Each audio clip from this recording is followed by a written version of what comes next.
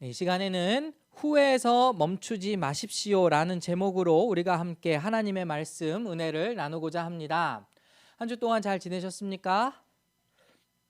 네, 잘 지낸 사람 아무도 없어요. 네, 우리 온라인으로 보고 계시는 분들도 한 주 동안 평안하셨는 줄 믿습니다. 여러분, 우리가 일상생활을 살면서 뭐 이것저것 고칠 게 많이 있죠. 예를 들어서 핸드폰이 고장나면 핸드폰도 고칠 것이고, 차가 고장나면 차도 고칠 것이고, 뿐만 아닙니다. 우리 인체만 봐도, 우리의 몸을 봐도 그렇죠. 네, 이가 아프면 당연히 치과에 가고, 그죠? 네, 우리 몸이 감기에 걸렸다. 저도 지난주 초에 계속 감기 때문에 고생을 했는데 병원에 가든지 하다못해 약국을 가든지 해서 처방을 받아서 이렇게 회복을 하지 않습니까? 제가 오늘 설교를 위해서 약간 도움이 될까 싶어서 제 얘기를 잠깐 하도록 할게요. 저는 제가 목회를 하기 전에는 이제 성악을 전공했잖아요. 그래가지고 일단 군대도 감사하게 제가 이제 장교로 가가지고 군악대장이 되었습니다. 그래서 군악대에서 뭘 했냐면은 이제 지휘를 하는 거죠. 네, 우리 그 군악대 브라스 밴드 우리 병사들과 함께 이제 행사를 나가서 이제 여러 가지 이제 지원도 하고 그러니까 그 군 부대 근처에 있는 이제 민간 행사에도 우리가 참여하기도 했어요. 그래서 굉장히 많은 행사도 하고 제가 성악을 또 전공했다 보니까 많이 노래도 불렀어요. 그리고 이제 전역을 해서 제가 막 여기저기 또 이제 오디션을 막 봤습니다. 오페라 오디션도 보고 이것저것 했는데 잘 안 되더라고요. 그러다가 가게 된 곳이 이제 뮤지컬 하는 기획사였어요. 공연 기획사에 제가 갔습니다. 처음에 배우로 시작을 했는데 이제 제가 열심히 하니까 이제 직원으로도 같이 일하자 이래가지고 그 근무 시간이 정해져 있는데 근무 시간에 평소에는 이제 사무 업무를 보다가 갑자기 이제 공연이 있다 이러면은 갑자기 분장해서 또 나가가지고 공연도 하고 그리고 이제 제 꿈이 그 당시에는 이제 파페라 가수 같은 거 막 이런 거 하는 거여가지고 이제 그 공연 기획사에서 공연을 잡아주면은 이제 외부 공연으로 이제 파페라 공연 같은 거 다른 게 아니라 이제 대중적인 그런 뮤지컬 곡이라든가 이런 거 막 많이 부르고 다녔어요. 근데 그러다가 무슨 일이 있었냐면은 2011년 4월쯤에 제가 허리를 다쳤습니다. 그때 상당히 많이 무리를 했어요. 어떻게 무리를 했냐면은 그때 막 지방 공연도 있고 그러니까 어린이 뮤지컬 할 때 지방 공연도 있고 그리고 서울에서 우리 공연장에 공연도 너무 많고 해서 너무 많이 무리를 한 겁니다. 그래서 제가 살짝씩 이렇게 점프를 할 때마다 허리에 되게 요상한 느낌이 있더라고요. 그런데 어느 날 이제 어린이 뮤지컬 하는 중간에 잠깐 이제 그 뭐랄까요 분위기를 띄우는 시간이 있는데 그때 제가 이제 어린애 하나를 이렇게 살짝 안아서 이게 무대로 데리고 오려고 하는데 그때 이제 잘못 들은 거예요. 그래갖고 허리가 그때 삐끗했습니다. 정말 제 느낌에는 아예 뭔가 뚝 끊어진 느낌이 났어요. 그것도 공연 중간에. 진짜 너무 아파 죽겠는데 어떻게 합니까? 어쩔 수 없이 공연은 계속 해야겠고 어떻게 아둥바둥 했습니다. 그래서 처음에는 내가 무리를 했나 보다 해가지고 그냥 근처에 병원에 가가지고 이제 저 허리를 뚝 했어요. 이랬더니 그냥 이제 찜질 좀 하고 침 좀 맞고 이러면 좀 괜찮아질 거라고 그래가지고 그랬는데도 낫지를 않더라고요. 나중에는 사진을 찍어 보니까 그때 이제 허리 디스크가 파열이 됐다는 거를 이제 안 거예요. 그러니까 그냥 단순히 디스크가 삐져나온 정도가 아니고 그 디스크 안에 있는 그 핵이 삐져나와 가지고 신경을 누르고 굉장히 아픈 그런 상태였어요. 그래서 어떻게 합니까? 이제 이걸 회복을 해야지. 다행히도 이제 그때 굉장히 좋은 선생님을 만나서 수술 없이 그냥 주사로 이제 시술하는 걸로 잘 회복이 됐어요. 근데 이게 그리고 난 다음에 전혀 아픔이 없었을까? 그렇지 않습니다. 이게 계속 관리를 해줘야 되는 거예요. 계속 수시로 아픈 거예요. 허리가 수시로 아픈 거예요. 그래서 이제 제가 어쩌다가 이제 PT 선생님을 또 만나게 됐습니다. 근데 이분이 또 굉장히 실력이 있으신 분이었어요. 우리가 허리가 아프다 보면은 허리에 집중을 하지 않습니까? 허리가 아프니까. 근데 요 선생님을 만났더니 저보고 허벅지 근육을 먼저 풀어야 된다라는 거예요. 근막 스트레칭을 먼저 가르쳐 줬습니다. 그래서 제가 이제 폼롤러로 근막 스트레칭을 하고 이러다 보니까 이상하게, 신기하게 허리가 낫는 거예요. 그리고 이제 제가 올해도 이제 최근에 또 허리가 아픈 적이 있었어요. 허리를 삐끗했는데 이번엔 또 어디가 잘못됐나 제가 제 그 PT 선생님한테 얘기를 해봤더니 PT 선생님이 몇 가지 저한테 자세를 이제 물어보더라고요. 어떨 때 허리가 아프십니까? 물어보기도 하고, 그리고 제가 이런 동작을 한번 해보십시오 해서 이런 동작을 했을 때 되는 게 있고 안 되는 게 있고, 그래서 딱 이렇게 진단을 하더니 장요근이라고 혹시 아세요? 장요근? 그게 뭐냐면은 이 허리 안쪽에서부터 이 다리까지 연결해주는 아주 속근육이에요. 근데 그게 별로 제 역할을 잘 못하는 겁니다. 제 역할을 잘 못해가지고 이 장요근을 스트레칭을 해주고, 그리고 열심히 그 부분을 이제 발달을 시켜야 된다는 거예요. 그래서 그거에 따라 또 운동을 했더니 신기하게 또 허리가 안 아픈 겁니다. 굉장히 잘 가르치는 사람이죠. 여러분, 지금 제가 왜 이 이야기를 장황하게 했냐라면은 오늘 본문의 말씀이 딱 지금 저와 같은 그런 상황이기 때문이에요. 뭔가에 문제가 생겼습니다. 그럼 문제가 생겼으면은 그 문제에 대해서 정확한 진단을 내려줄 사람이 필요하죠. 그죠? 그리고 그 문제가 왜 일어나게 되었는가, 과거의 여러 가지 이력도 한번 생각을 해볼 필요가 있습니다. 제가 말씀드렸듯이 저는 2011년에 허리를 삐끗해가지고 디스크 파열된 이력이 있고, 그 뒤로 회복을 하고 있는데 자꾸만 이제 안 돼서 어떤 일정한 그 행동을 할 때마다 계속 허리가 아프고 이런 반복되는 것이 있다라는 것을 잘 안다면 제대로 된 처방을 내릴 수 있겠죠. 그죠? 그런데 이스라엘 백성들이 어떻게 했느냐, 그걸 한번 살펴볼 거예요. 자, 먼저는 이스라엘 백성들에게 제대로 된 진료를 해줄 수 있는 영적인 지도자가 있었을까요? 없었을까요? 있었습니다. 그게 바로 누굽니까? 사무엘이죠. 이 사무엘을 어떤 사람으로 우리가 생각을 할 수 있을까요? 성경에 보면은 이 사무엘을 예언자로 묘사하기도 합니다. 선지자로 묘사하기도 하고요. 또 사사다 이렇게 묘사를 하기도 합니다. 굉장한 사람이었습니다. 여러분이 이 사무엘상을 읽어보시면, 처음부터 읽어보시면 아시겠지만은 그 어머니 한나의 간절한 기도의 응답을 통해서 낳은 아들이기도 하고, 그리고 그 어머니의 젖을 떼자마자 어떻게 합니까? 하나님께 바쳐진 나시린으로 살게 됐죠. 그리고 하나님께서 그 당시에 종교 최고 지도자라고 할 수 있는 제사장이 있었음에도 불구하고 사무엘을 따로 불러서 음성으로 사무엘아 사무엘아 하고 불러주셔서 하나님의 말씀을 그 입에 담아 주시기도 하고, 그리고 이스라엘 백성들이 위기에 빠졌을 때에 또 구원해 주기도 하고, 굉장히 정말 엄청난 영향력을 끼친 사람이다라고 얘기할 수 있습니다.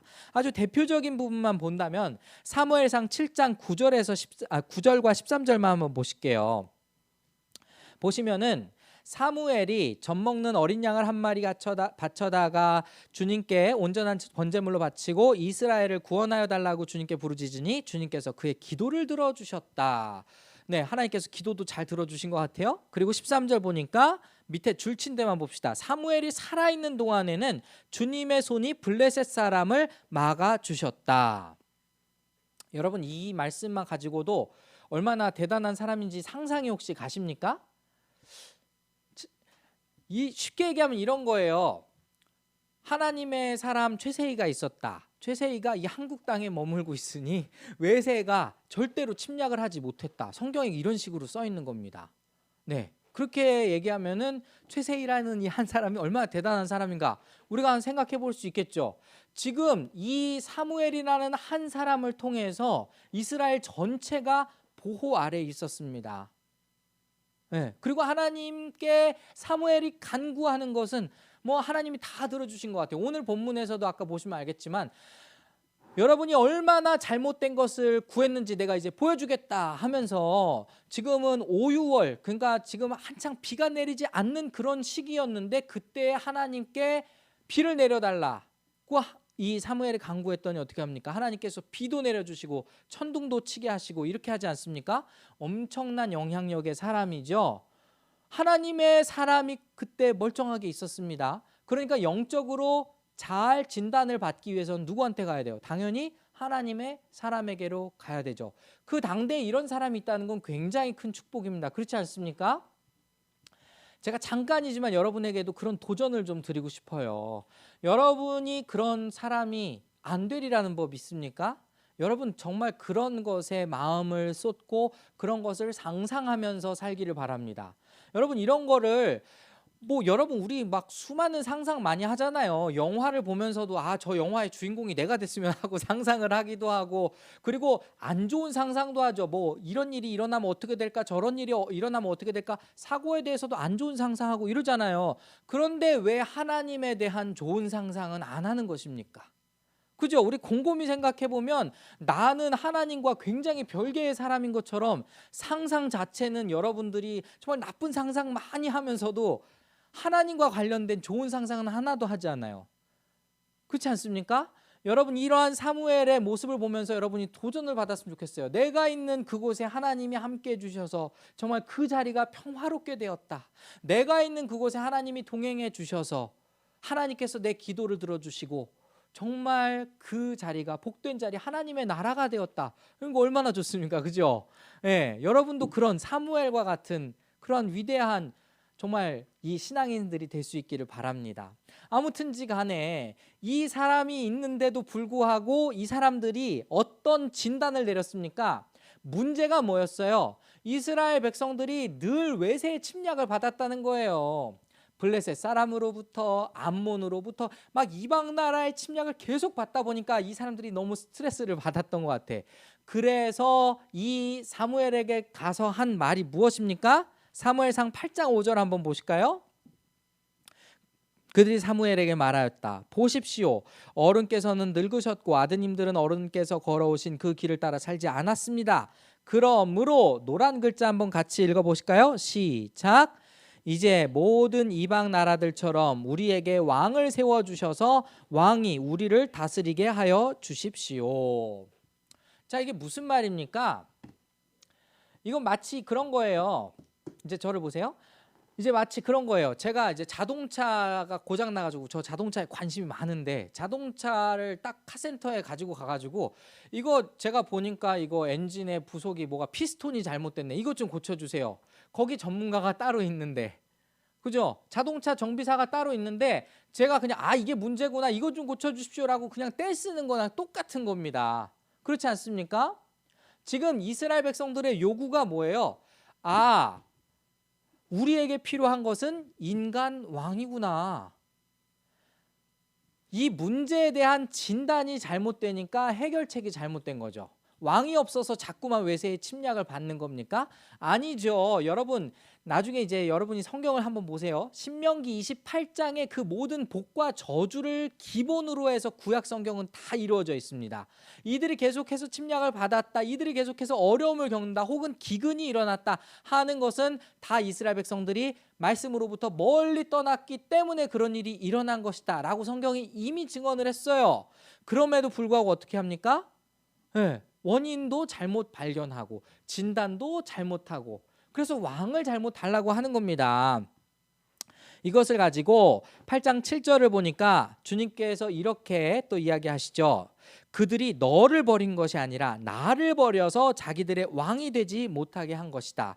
참 왕은 하나님이시지만 그것을 이들이 인정하지 않았다라는 거죠. 그리고 그들은 내가 이집트에서 데리고 올라온 날부터 오늘까지 하는 일마다 그렇게 하여 나를 버리고 다른 신들을 섬기더니 너에게도 그렇게 하고 있다라고 이야기합니다. 이거 정말 기가 막히지 않습니까? 여러분 어떻게 생각하세요? 하나님 입장에서 진짜 답답할 만도 합니다. 오늘 본문에 이제 앞서서 이제 제가 이따가 살펴보겠지만 이스라엘의 역사 자체가 그래요. 그래서 하나님께서 어떻게 처방을 하십니까? 그들이 요구하는 대로 일단 먼저 들어주어라, 이렇게 합니다. 이거는 마지못해서 주신 거예요. 근데 그때 하나님께서 이들에게 경고를 하십니다. 어떤 경고일까요? 사무엘상 8장 11절에서 14절을 보면 이런 경고가 또 있습니다. 당신들을 다스릴 왕의 권한은 이러합니다 하면서 어떻게 보면 왕의 부정적인 부분만 얘기하죠. 그는 당신들의 아들들을 데려다가, 근데 제가 여기에다가 하나씩 표현을 해놨어요. 히브리어로 라카흐라는 단어를 사용합니다. 데려다가, 그러니까 취하다, 가져가다, 빼앗다에 해당하는 단어가 이 히브리어 라카흐라는 단어인데요. 아들들을 데려다가는 군인으로 삼고, 당신들의 딸들을 데려다가는 열심히 경작하게 하거나 아니면은 음식을 만들게 하고, 그리고 14절, 그는 당신들의 밭과 포도원과 올리브 밭에서 가장 좋은 것을 가져갈 것이고, 이건 별로 좋은 얘기 아닌 것 같지 않습니까? 16절도 한번 보실까요? 종합해서 얘기하면 이겁니다. 그는 당신들의 남종들과 여종들과 가장 뛰어난 젊은이들과 나귀들을 끌어다가, 여기도 라카흐라고 썼습니다, 왕의 일을 시킬 것입니다. 이렇게 얘기했어요. 여러분, 이런 왕이 있기를 원하십니까? 여러분, 이거 쉽게 말씀드리면 이런 거예요. 지금 하나님께서는 이 이스라엘 백성들의 체제를 신정체제로 만드시고자 하셨습니다. 그건 뭐냐면은 하나님이 중심이 되셔가지고 다른 모든 사람들이 평등하게 살 수 있는 그런 나라를 구현하셨는데, 근데 지금 왕을 세워달라는 건 뭐예요? 이집트 피라미드 체제로 다시 돌아가고 싶다는 거예요. 가장 아래에 노예들이 생겨나건 말건, 그리고 여러 부역자들이 생겨서 왕에게 가장 좋은 것을 바치는 일이 생길지언정 그들에게는 이 피라미드 체제가 더 좋다, 이런 식으로 지금 우기고 있는 거죠. 그래서 현실을 지금 사무엘이 딱 얘기해 준 겁니다. 왕이 생겨봤자 그렇게 좋을 건 없을 것 같은데 어떻습니까? 근데도 이스라엘 백성들은 아닙니다, 우리도 이방 나라들 같은 왕이 필요합니다 라고 이야기를 하죠. 그래서 오늘 본문 이제 12장으로 가면은 그 12장의 초반에 하나님과 사무엘이 이스라엘 백성들 앞에 얼마나 신실했는가를 먼저 변호를 하는 장면이 등장합니다. 사무엘상 12장 3절을 보면은 자신에 대해서 먼저 사무엘이 얘기합니다. 근데 아주 재밌는 단어가 또 등장해요. 자, 보세요. 내가 여기 있으니 주님 앞에서, 그리고 주님께서 기름 부어 세우신 왕 앞에서 나를 고발할 일이 있으면 하십시오. 내가 누구의 소를 락하흐한 일이 있습니까? 내가 누구의 나귀를 락하흐한 일이 있습니까? 내가 누구를 속인 일이 있습니까? 누구를 억압한 일이 있습니까? 내가 누구한테서 뇌물을 받고, 즉 락하흐하면서 눈 감아준 일이 있습니까? 그런 일이 있다면 나를 고발하십시오. 내가 당신들에게 갚겠습니다. 어떻습니까? 이스라엘 백성들에게 있어서 이 사무엘이 얼마나 하나님 앞에 신실했는가, 그리고 나아가서 왕이 굳이 필요 없다라는 것을 이 라카흐라는 단어를 통해 보여준 거예요. 왜 그렇습니까? 사무엘이 통치하고 다스리던 그때에 사무엘서 7장의 장면이 어땠다고요? 그 지역이 평안했다고요. 블레셋 사람들은 쳐들어올 기미도 없었습니다.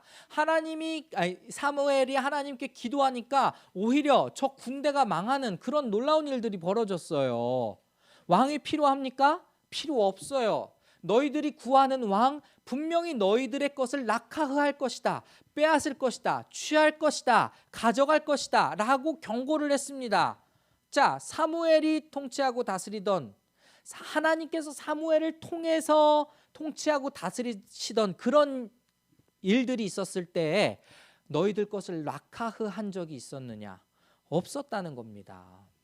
사실 그게 훨씬 더 좋은 거죠. 그런데도 불구하고 이스라엘 백성들은 계속해서 왕을 요구했다라는 거, 참 안타깝습니다. 그리고 이 다음에는 이제 사무엘이 이스라엘 백성들의 역사를 쫙 펼쳐서 이야기를 합니다. 너희들이 지금까지 어떻게 여기까지 왔는 줄 아냐? 모세의 시절에, 출애굽 시절에 정말 너희들이 이집트의 종이 되어서 하나님께 살려달라고, 우리를 구원해달라고 부르짖던 그 시절에 하나님이 모세를 보내셔서 너희를 구원하지 않았느냐? 그리고 시간이 흘러서 사사시대가 되었을 때에 하나님께서 너희들의 부르짖은 소리를 다 들으시고 사사들을 통해서 또 너희를 구원한 그런 적이 있지 않느냐? 이것을 요약적으로 얘기하는 것이 사무엘상 12장 10절에서 12절입니다. 한번 보십시오. 똑같은 사이클이 있어요. 하나님께 살려달라고 먼저 부르짖고, 그리고 사람들의 그 부르짖음에 응답을 하죠. 근데 여기 보십시오. 부르짖음이 뭐라고 부르짖었나?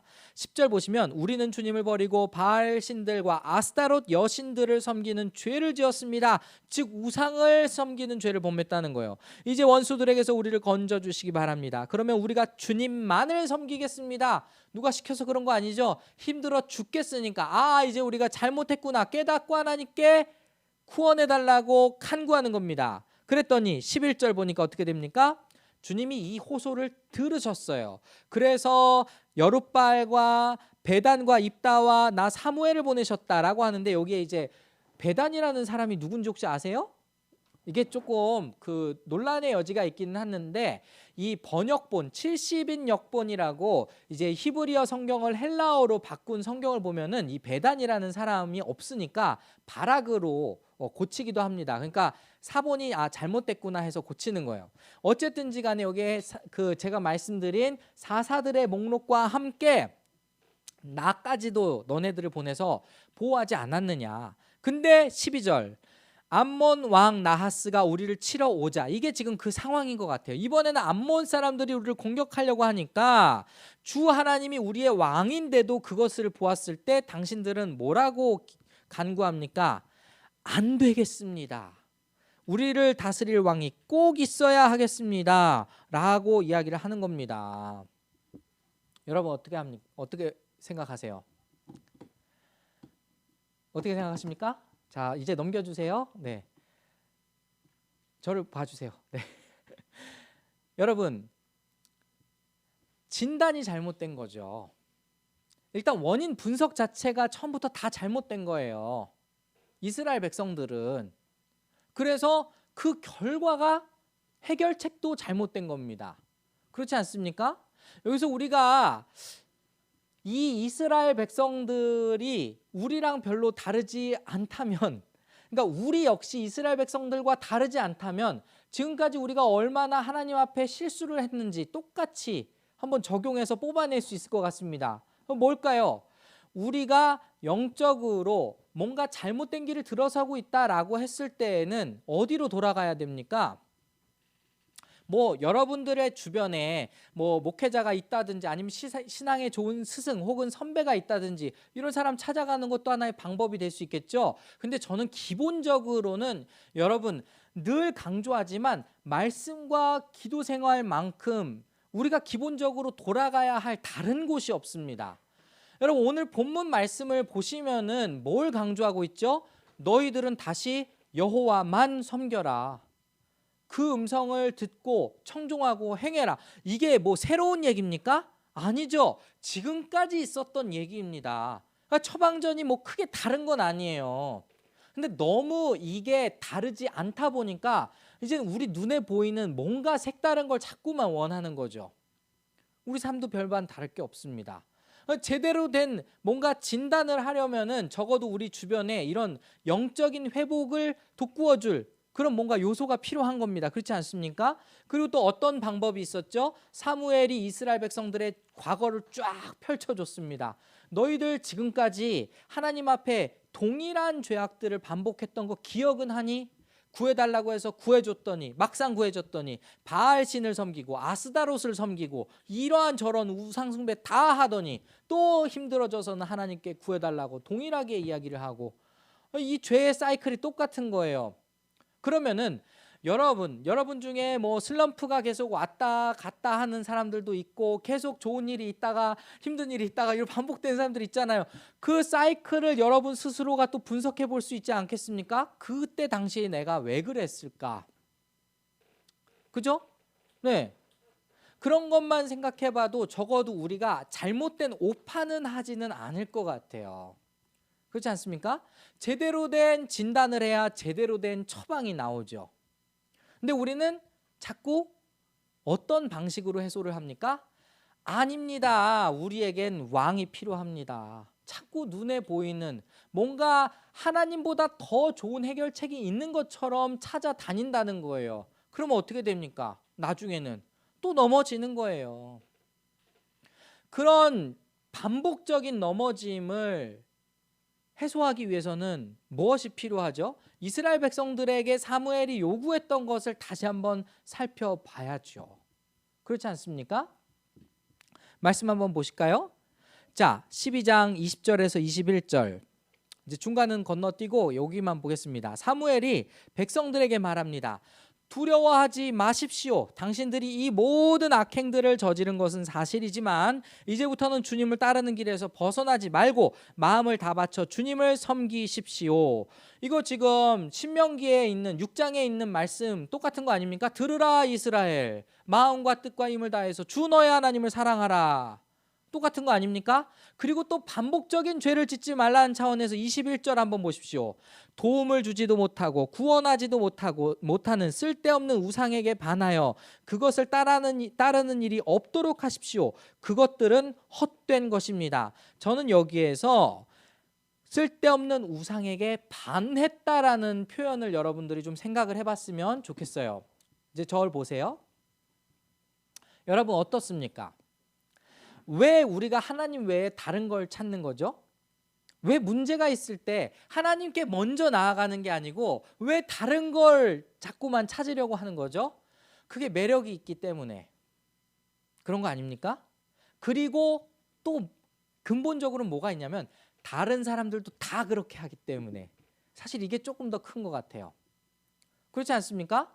세상 사람들을 보니까 성공하는 방식이 다 이렇다 하는 거예요. 세상 사람들을 보니까 위기를 돌파하는 방식이 다 이렇다 하는 거예요. 그러니까 나도 그렇게 하면 되겠구나 라고 생각하고 그렇게 따라가는 것이죠. 그러나 여러분, 우리는 이 세상에서 똑같은 인간의 모습을 하고 살고 있지만 소속 자체가 다릅니다. 어떻습니까? 여러분은 하늘나라 소속의 하나님 나라의 백성들이죠. 그러면은 그 나라의 왕의 통치를 받으며 살아야 되는데 자꾸만 다른 통치가 더 탐나는 거예요. 그러니까 여러분 심지어는 교회에서도 복음을 전한다라고 이야기하면서 뭘 얘기합니까? 예전에 유행했던 게 뭐예요? 고지론이라고 혹시 들어보셨습니까? 하나님의 사람들이 다 이 세상의 중직을 차지하고 높은 위치에 가가지고 영향력을 끼쳐라. 뭐 이게 고지론이에요. 쉽게 얘기하면은. 그러니까 세상적으로 성공해라. 세상적으로 가장 높은 지위에 올라가라. 사장이 되라. 대표가 되라. 그래가지고 이 세상을 하나님의 나라로 싹 다 바꿔봐라. 근데 그게 됩니까? 안 되더라는 거예요. 그건 세상이 말하는 방식이고 우리는 어떻게 해야 됩니까? 오늘을 신실하게 오늘을 충실하게 살아야 된다라는 겁니다. 지금 사무엘이 준 처방전 뭐 다른 게 있습니까? 없어요. 변함없이 하나님을 신실하게 사랑해라. 그분을 섬겨라. 이거 아닙니까? 그럼 여러분 혹시라도 이 시간에 여러분에게 문제가 있는 사람들이 있다면 저는 똑같이 얘기를 해주고 싶어요. 무엇이 문제입니까? 일단 먼저 하나님께 아뢰는 게 우선 아니겠습니까? 그게 무엇이든지 간에. 그럼 여러분 지금 삶 가운데 우선순위가 되어야 될 것은 늘 우리가 말씀 생활하고 기도하는 그 기본적인 신앙생활에 충실해야 한다라는 거예요. 지금 우리 서산교회 공동체와 함께 이제 하나가 돼서 같이 말씀을 묵상하고 있죠. 여러분 엄청난 도전 받고 있지 않습니까? 정말 제가 이거 이렇게 우리 서산 공동체에서 말씀 묵상 올리면서 지금도 조금씩 우리 교회에서 시너지 효과가 있는 것 같아요. 그렇지 않습니까?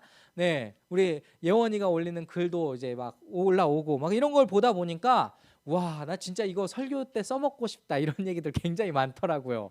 아니 진짜로 도전이 돼요. 이 설교에 써먹는 것뿐만이 아니라 제가 좀 시간이 좀 지나면 여러분들을 정말 다 설교자로 세우고 싶은 심정이에요.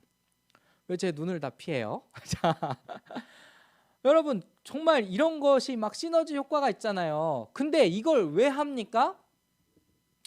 저는 공동체 말씀이 중요한 이유는 일단 말씀 생활, 기도 생활은 혼자 하기가 굉장히 힘들기 때문에 같이 해야 된다고 보는 거예요. 왜요? 이거 영적인 싸움이거든요. 네, 근데 계속 저는 그냥 뭐 딴 거 할게요. 혼자 하고 있는 거 있어요. 다 신뢰합니다. 제가 의심하는 건 아니에요. 근데 제가 진짜 물어보고 싶어요.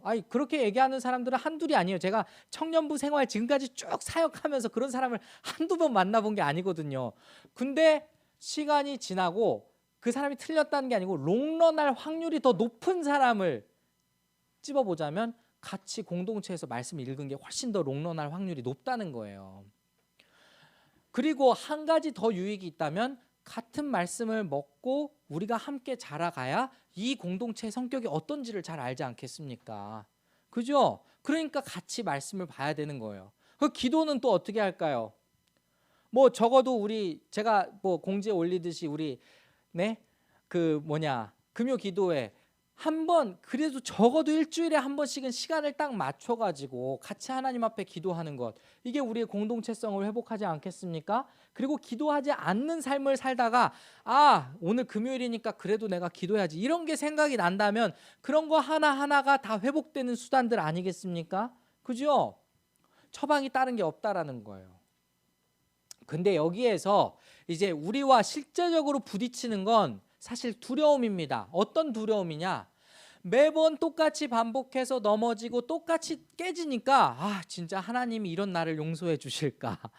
하나님이 이런 나를 봐주실까? 사실 이런 두려운 마음도 드는 게 사실입니다. 그런데 여러분, 이런 거에 흔들리지 않기 때문에 하나님인 거예요.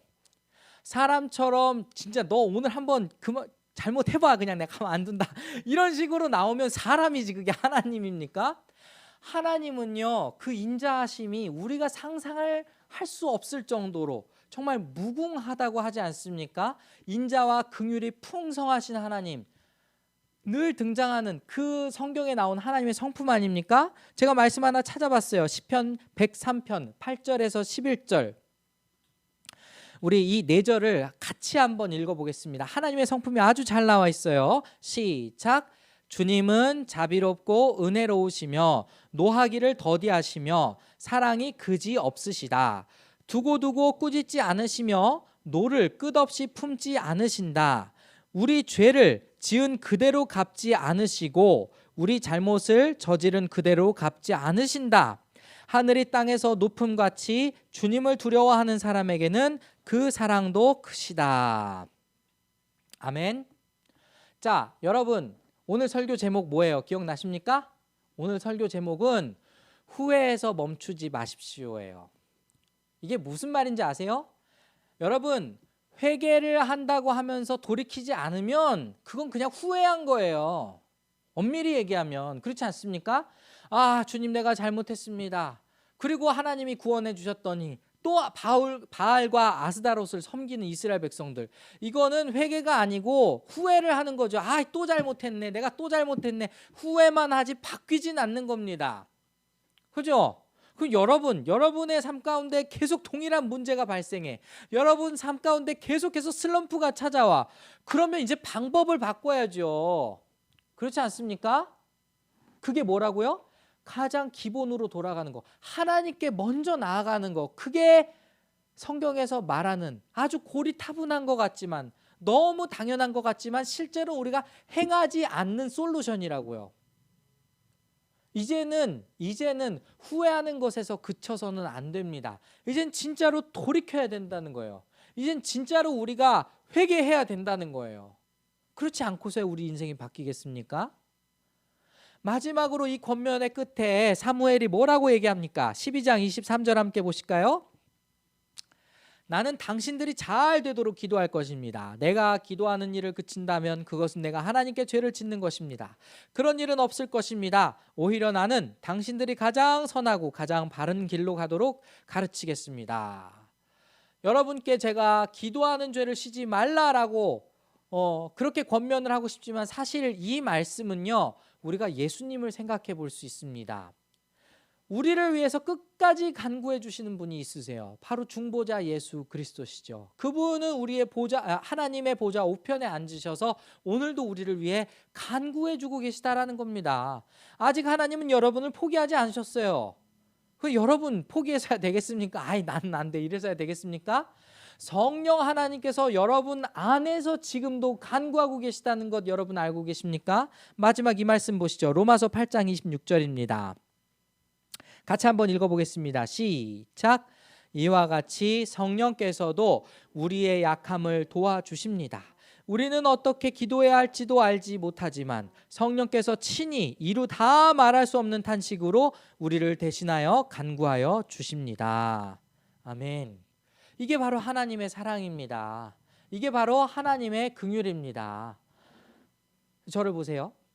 여러분, 이제 마무리하겠습니다.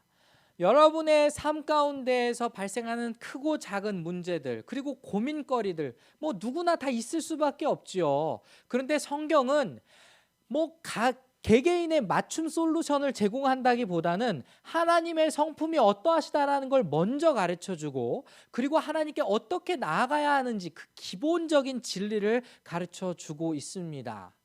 여러분, 여기에서 벗어나지 않으면 크게 제가 생각했을 때는 우리의 삶 가운데 해결하지 못할 어떤 문제가 있을까 싶을 정도예요.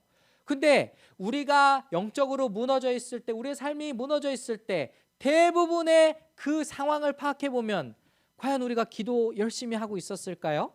과연 우리가 말씀을 진짜 신실하게 보고 있었을까요? 우리 지금 그 말씀을 묵상하는 수준은요, 일반 교회에서 주일날 1시간 딱 모여서 공부하는 그 수준을 뛰어넘는다고 저는 생각합니다. 여러분, 이 말씀 묵상 꾸준히 따라오신 분들이라면 지금까지 여러분이 신앙생활하면서 그 어떤 교회에서 경험했던 성경 공부보다 더 빡세게, 그리고 더 깊이 공부한다고 저는 확신해요. 이것이 기본적인 토대가 되어 있어야 우리가 그때그때 하나님의 음성을 들을 수 있는 것이죠. 여러분, 포기하지 마십시오. 그리고 후회하는 것에서 그치지 마십시오. 바로 돌이키기를 원합니다. 이스라엘 백성들의 그 앞날도 여러분 다 아시죠? 네, 그 미래 가운데 하나님은 끝까지 포기하지 않고 이스라엘 백성들을 이끌어가고 계십니다. 그 하나님이 진짜 신인 거예요. 사람처럼 변덕스럽고 짜증내고, 그리고 네 마음에 안 들어 버려, 이런 게 우리 하나님이 아니라 정말 변함없이, 그리고 끝까지 우리를 품어주시고 그분의 나라에 마침내 이끌어가시는 그분이 우리의 하나님이라는 것입니다. 이 말씀 기억하면서 우리의 연약함과는 상관없이 우리를 늘 살리시는 그 하나님께로 나아가서 우리의 모든 문제와 그 아픔의 원인을 발견하고 고침을 얻는 그런 사랑하는 우리 모든 성도들 되기를 소원합니다.